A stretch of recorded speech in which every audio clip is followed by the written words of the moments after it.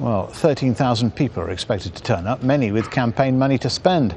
To get around limits on donations, the group employs a network of political action committees to support their candidates of choice. Since 1990, the pro-Israel lobby has contributed more than $90 million to congressional candidates. Now, joining us from the AIPAC conference is Patti Culhane. Patti, little doubt AIPAC is a powerful lobby group. It is. Just if you need an example of that, take a look at this. It is the only lobby group that I can think of that consistently gets the most powerful people in Washington to come to their convention. The president now, this will be his third year, leadership from both the Democrats and Republicans in Congress, all of the most powerful politicians in Washington come here. Now, you just listed the money. It sounds like a lot of money, but in U.S. politics, it really isn't. Actually, AIPAC doesn't even rank in the top 20 when it comes to campaign donations.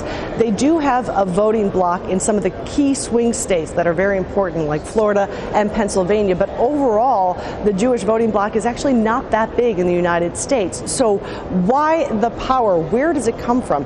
If you ask any elected leader in Washington, they fear AIPAC. They feel if they speak out against AIPAC or Israel, that they could be targeted either in a primary or in the election, and they will lose their seat. That is the narrative that it has been in Washington for decades, and that is why you see so many politicians, especially in an election year, they come here with the goal of not making these people angry.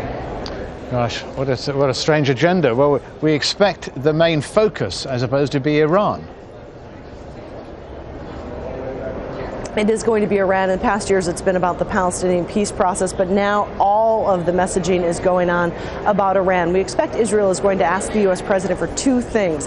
They want to see him move the so-called red line. That's the moment when the U.S. would consider a military strike on Iran's nuclear facilities.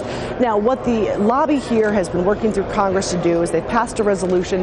They want the presidents to say if Iran reaches any sort of capacity to build a nuclear weapon, that's when the U.S. would strike.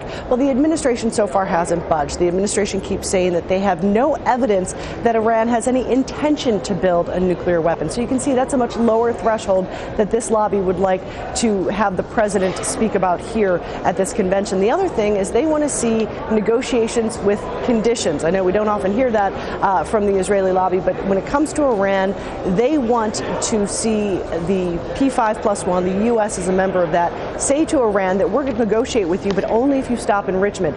That would make talks much more likely to break down. So far, the administration isn't budging, but we'll see what the president says in just a couple of hours. Indeed. Thanks very much, Patti Culhane in Washington, D.C.